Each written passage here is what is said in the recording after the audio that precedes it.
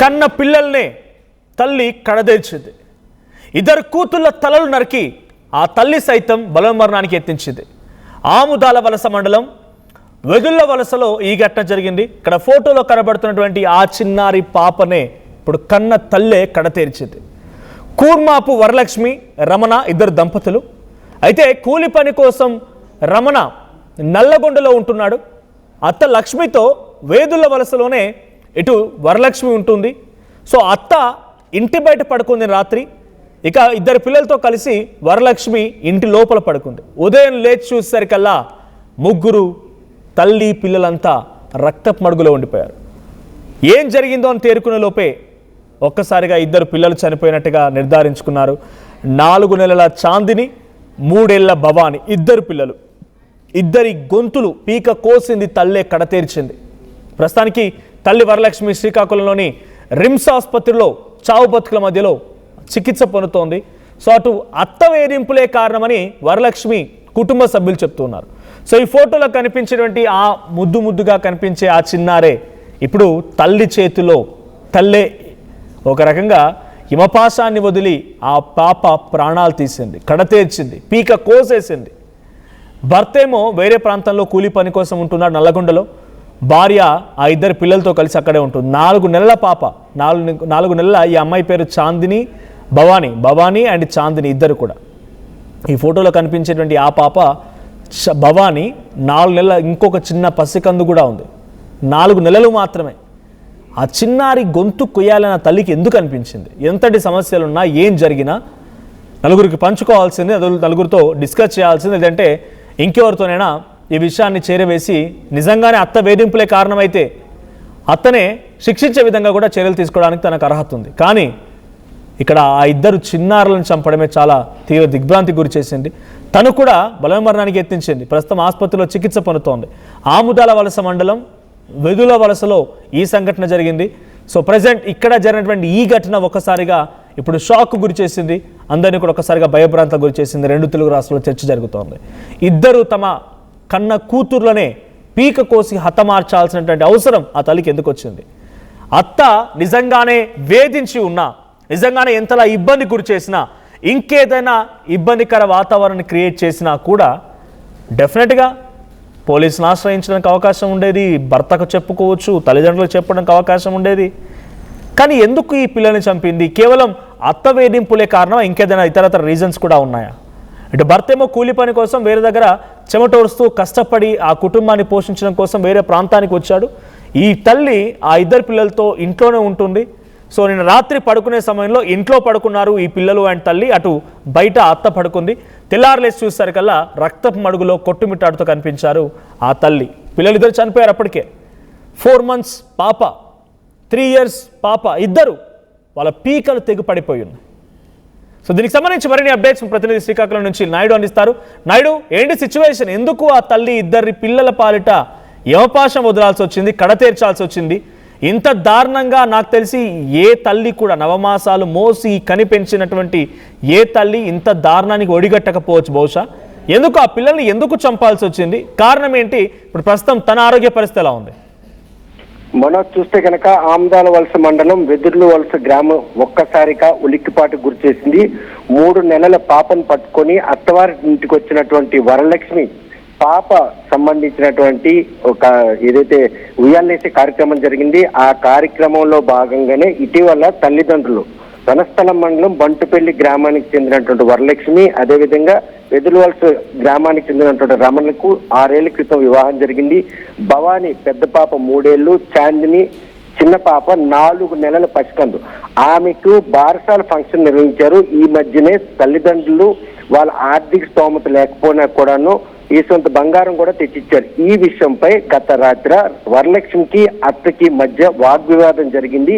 ఇటీవల బారసాల ఫంక్షన్ లో మీ కన్నవారు ఇంత చిన్న అంటే కానుక ఇస్తారా అని చెప్పేసి ప్రశ్నించడం. ఈ విషయం తెలుసుకుని బాధపడినటువంటి వరలక్ష్మి మాత్రం తన అన్నయ్యకు రాత్రి 10 గంటలప్పుడు ఫోన్ చేసి మా అత్త ఇలా వేధిస్తుంది అని చెప్పడంతో ఈ విషయం ఉదయం వచ్చి మాట్లాడదామని అన్నయ్య భరోసా ఇవ్వడం జరిగింది. అప్పట్లో అన్నయ్యతో మాట్లాడినప్పుడు ఆమెలో భయం కానీ, ఆవేదన కానీ, ఆందోళన కానీ ఎటువంటివి లేవని అన్నయ్య స్పష్టం చేశారు. కాకపోతే ఇద్దరు చిన్నారులు కన్న కూతుర్లు పీక కోసేంత పిరికితనం అయితే వరలక్ష్మి లేదు. పిల్లలు అల్లారు ముద్దుగా పెంచుకుంటుంది. 4 నెలల పాప, రెండో పాప జన్మించినప్పుడు మాత్రం 3 నెలల పాటు ఐసీలో ఉంచారు. అంటే నెల తక్కువగా పుట్టిందని చెప్పి అంత కష్టం వచ్చేప్పుడు కూడాను భరించినటువంటి వరలక్ష్మి తన పిల్లల్ని చంపుకున్నంత పిరికిదే కాదని చెప్పి తల్లిదండ్రులు, బంధువులు, అన్నదమ్ములు కూడా ఆరోపిస్తున్నారు. ఎవరైతే అత్తుందో ఆమె ఎవరి సహకారంతోనో వాళ్ళని కడదేర్చేందుకు ఇటువంటి ప్రయత్నం చేసిందనే ఆరోపణలు మాత్రం వెల్లువెత్తుతున్నాయి. బంటుపల్లి గ్రామం అంటే హెచ్చర్ల కాన్స్టిట్యున్సీ ఎమ్మెల్యే నడికుర్తి ఈశ్వరరావు స్వగ్రామం. ఆ గ్రామంలో వీరంతా కూడాను ఆ కుటుంబంకి వచ్చిన కష్టంపై రిమ్స్ ఆసుపత్రి గ్రామం మొత్తం కూడా తరలి వచ్చి వరలక్ష్మి మాత్రం ధైర్యవంతురాలు, పిల్లలు ప్రాణంగా చూసుకుంటుంది. భర్త ఆ ఉపాధి నిమిత్తం నల్గొండలో ఉన్నప్పుడు కూడా వారి మధ్యలో ఎటువంటి విభేదాలు, కేవలం అత్త వేధింపుల కారణంగానే ఆమె ఈ ఘాతుకానికి పాల్పడిందని మాత్రం అక్కడ ఎవరూ లేకపోవడంతో వరలక్ష్మి మీద ఆరోపణ చేస్తున్నారే తప్ప ఈ రోజు ఆ ఆరోపణలు ఎటువంటి వాస్తవాలు లేవు. కేవలం వారిని కడదేల్చిన దానికి అత్తేసినట్టు స్కెచ్ గా వాళ్ళు మాత్రం భావిస్తున్నారు. ఈ విషయంపై తమ కూతురుకు జరిగిన అన్యాయంపై మాత్రం 80% న్యాయం జరగాలి. ఈ విషయాన్ని సీరియస్ గా తీసుకున్న పోలీసులు కూడాను వెదురుల గ్రామానికి వెళ్లి అక్కడ మొత్తం ఏం జరిగిందన్నట్టు పిన్ టు పిన్ కూడాను ఈరోజు అంటే దర్యాప్తు చేశారు. అక్కడ క్లూస్ టీమ్ తీసుకెళ్లారు, అదేవిధంగా డాక్ స్కాన్ కూడా తీసుకెళ్లారు. ఎందుకంటే వరలక్ష్మితో పాటు భవాని 3 ఏళ్ల చిన్నారి నుండి చాందిని ఇంత ఘాతుకంగా హతమార్చిన వెనక ఏమైనా కుట్ర దాక్కుందా, అత్త ఏమైనా స్కెచ్ చేసి వీళ్ళని హతమార్చి చేసిన ప్రయత్నం. వరలక్ష్మి అంత ధైర్యవంతురాలు. చిన్న కూతురు పుట్టినప్పుడు 3 నెలలు ఐసీలో ఉన్నా కూడాను ఆ పాప కోసం తప్పించి అంత కష్టాన్ని భరించినట్టు వరలక్ష్మి ఆ చిన్నారి గొంతు కోస్తుందంటే ఎవరు నమ్ముతారు అని వాళ్ళు ప్రశ్నిస్తున్నారు. ఈ విషయంలో మాత్రం వాళ్ళ అత్త మీద పూర్తిగా అనుమానాలు ఉన్నాయితో పాటు వాళ్ళ బంధువులందరూ కూడాను ఈ రోజు ఆ కుటుంబంపై కక్ష కట్టారు.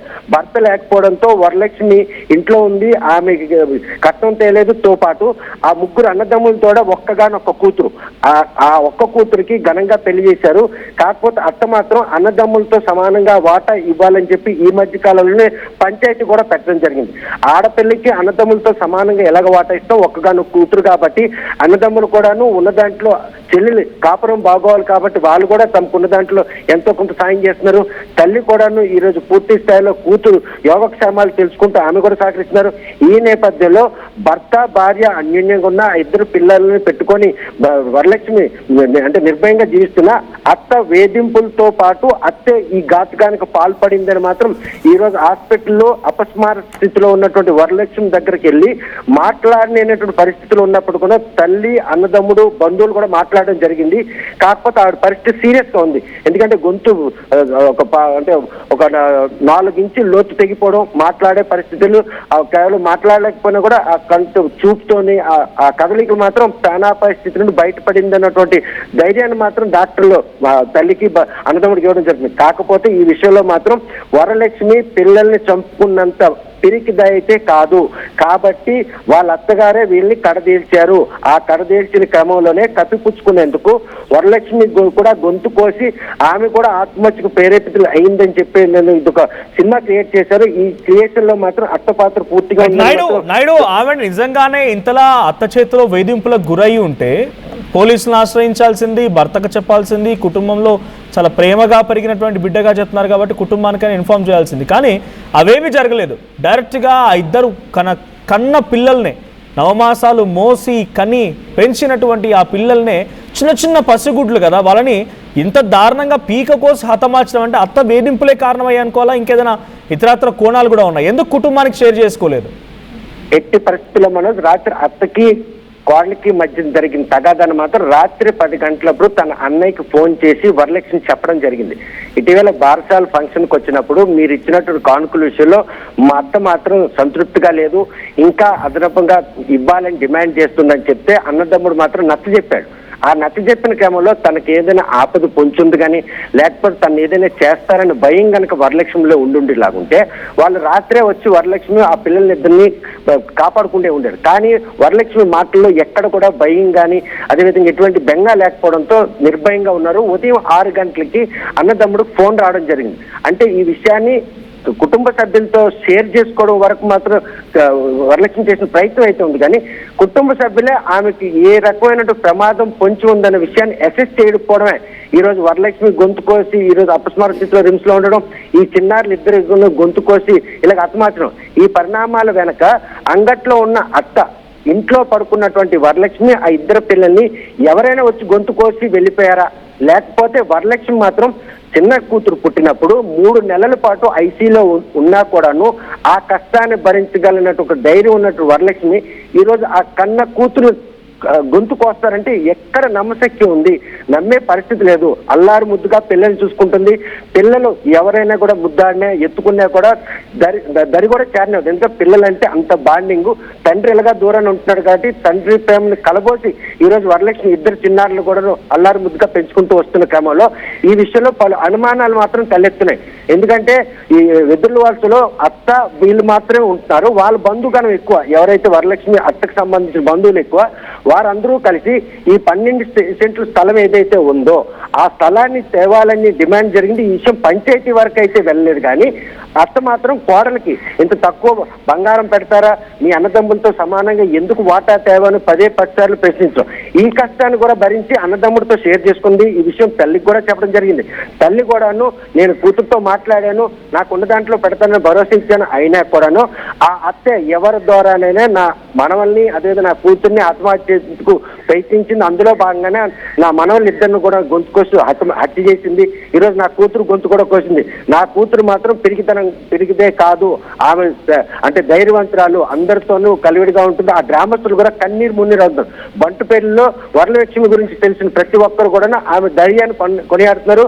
అటువంటి కష్టం కూతురుకు వచ్చినప్పుడు కూడాను చెక్కు చెదరని వరలక్ష్మి కన్న పిల్లల్ని ఇలాగ గొంతు చేసి అంత పైశాచికంగా హతమారుతుందన్న విషయాన్ని మాత్రం గ్రామస్తులు ఎవ్వరూ కూడా నమ్మే పరిస్థితి లేదు. మనోజ్, ఈ విషయంలో మాత్రం ఏదో కుట్ర మాత్రం జరిగింది. వరలక్ష్మి అత్తే దీన్ని స్కెచ్ చేసి ఉంటుంది. ఈ స్కెచ్ లో పాత్రధారులు ఎవరు, సూత్రధారుల విషయం మాత్రం పోలీసులు లోతుగా దర్యాప్తు నిర్వహించాలి. ప్రస్తుతం ఏదైతే ఎదురువాల్సిన ఉన్నట్టు ఆ చిన్నారుల మృతదేహాన్ని మాత్రం పోస్ట్ మార్టం నిమిత్తం రిమ్స్ హాస్పిటల్ ఇచ్చారు. అపస్మారక స్థితిలో ఉన్నట్టు వరలక్ష్మి మెరుగైన వైద్యం అందించేందుకు ఆసుపత్రిలో చావు బతుకుల మధ్యలో ఉన్నటువంటి వరలక్ష్మి మాట్లాడుతున్నారా ఈ సంఘటనకు సంబంధించి అని చెప్తున్నారా ఆవిడ? ప్రస్తుతానికైతే ఆమె మాట్లాడే పరిస్థితి, ఎందుకంటే గొంతు 3 ఇంచులు 4 ఇంచులు లోపల కట్ అయిన దాంట్లో దానికి స్టిచెస్ చేశారు. మాట్లాడే పరిస్థితి లేకపోతే కళ్ళు కదలికలు మాత్రం ఉన్నాయి, బ్రీతింగ్ ఉంది కాబట్టి అపస్మారక స్థితిలో ఉంది తప్ప ప్రాణహాని లేదని వైద్యులు మాత్రం బంధువులు నమ్మబలికించే ప్రయత్నం చేస్తున్నా. ఆమె కూడా ఈ లోకం విడిచిపోయే పరిస్థితులు ఉంది అని చెప్పి చూసి వచ్చిన బంధువులందరూ కన్నీరు మున్నీరు అవుతున్నారు. ఎందుకంటే ఆమెగా అంతలోతుగా గొంతు కోసుకునేందుకు సాధిస్తుందా? ఇంకెవరైనా కూడా ఈ గొంతు కోసే క్రమంలో అక్కడ ఏమైనా అలజడైతే వాళ్ళు వెళ్ళిపోయిన తర్వాత ఆమె తెల్లవారుజామున ఇలాగ అపస్మారక కొన ఊపిరితో ఉంటుందా? కొన ఊపిరితో ఉన్న వరలక్ష్మి ఎవరైతే వాళ్ళ బంధువులు ఉన్నారో, భర్తకు సంబంధించిన బంధువు అంటే సొంత పెదనాన్న కొడుకు విఆర్ఈగా పనిచేస్తున్నాడు, ఆయన ఒక్కడే ఊర్లో ఎవరు వాళ్ళ బంధువులు ఆడవాళ్ళు లేరన్నట్టు ఆ 108లో తనొక్కడే ఆమెను తీసుకొని రిమ్స్ హాస్పిటల్కి రావడం మరో అనుమానాన్ని మాత్రం ఎవరైతే వరలక్ష్మి తల్లిదండ్రులకి అదేవిధంగా అన్నదమ్ముడికి అనుమానం తలెత్తింది. ఇప్పుడు కూడాను ఇద్దరు చిన్నారులు మృతదేహాన్ని రిమ్స్ హాస్పిటల్ తెచ్చినప్పుడు ఆ గ్రామం నుండి వారికి సంబంధించిన ఒక్క బంధువులు, ఒక మహిళ కానీ ఎవరు బంధువులు ఎవరు ఒక అంబులెన్స్ లో కానిస్టేబుల్ తీసుకొని వచ్చారంటే వ్యూహాత్మకంగా ఈరోజు వరలక్ష్మి, భవానీని, చాందిని హతమార్చేందుకు అత్తవారు చేసినటువంటి ఒక కుట్ర ఇది. ఈ కుట్రలో భాగమే వాళ్ళు కడతీల్చారని మాత్రం ఇప్పుడు అంటే ప్రస్తుత పరిస్థితుల నేపథ్యంలో ఈ అనుమానాలు మాత్రం బలపడుతున్నాయి. ఆ బలపడుతున్న క్రమంలోనే వరలక్ష్మిని రాత్రి వాళ్ళ బావగారైన విఆర్ఏ ఒక్కడే తీసుకొని రావడం, ప్రస్తుతం మాత్రం ఈ చిన్నారులు ఇద్దరు మృతదేహాలతో ఎవరూ రాకపోవడం, ఇవన్నీ కూడా అనుమానాలకు బలపరుస్తున్నాయి. పోలీసుల దర్యాప్తులో ఇది ఆత్మహత్య లేకపోతే హత్య అనే విషయం తేలాలనుకుంటే మాత్రం వరలక్ష్మి నోరెప్పాలి, లేదనుకుంటే అత్తను విచారించిన నేపథ్యంలో వాస్తవాలు బయటకు వచ్చే పరిస్థితి మాత్రం ఉంది. Manoj, right, thank you Satyanaidu. So మొత్తంగా శ్రీకాకుళం జిల్లా ఆముదల వలస మండలం వెదుల వలసలో ఓ తల్లి తమ ఇద్దరు కూతులని పీక కోసి హతమార్చింది, కడతేర్చింది. అటువంటి మాదిరిగానే తను కూడా తన పీకను కట్ చేసుకుంది. దీంతో ఆ ఇద్దరు చిన్నారులు చనిపోతే తల్లి మాత్రం ఆసుపత్రి బెడ్ పైన చికిత్స పొందుతోంది. అపస్మారక స్థితిలోకి వెళ్ళిపోయింది. చావు బతుకుల మధ్య కొట్టుమిట్టాడుతోంది. అయితే అత్త వేధింపులే కారణం. ఆస్తుల విషయంలో తరచుగా గొడవ పెడుతూ ఉండేది. మీ పుట్టింటి నుంచి అది తీసుకురాలేదు, ఇది తీసుకురాలేదని చెప్పని రకరకాలుగా వేధిస్తూ ఉండేది. ఈ వేధింపులే కారణం అన్నట్టుగా అటు కుటుంబం ఆరోపిస్తోంది, వరలక్ష్మి కుటుంబం. కానీ చుట్టూ గ్రామస్తులు మాత్రం తను చాలా ధైర్యవంతురాలు, ఇటువంటి వాటికి అసలు లొంగిపోదు.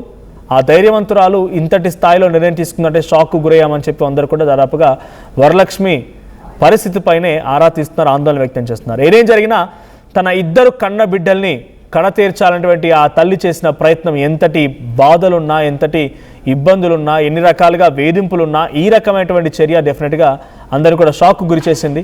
సో ఆ తల్లి పరిస్థితి కూడా విషమంగా ఉంది. చూడండి, ఇక్కడ ఫోటోలో కనిపించేటువంటి ఆ పాప చాందిని, భవానీ ఈ ఫోటోలో కనిపించే పాప 3 ఏళ్ల పాప, అండ్ చాందిని 4 నెలలు మాత్రమే. ఈ ఇద్దరు చిన్నారులు ఇప్పుడు ప్రాణాలు కోల్పోయారు.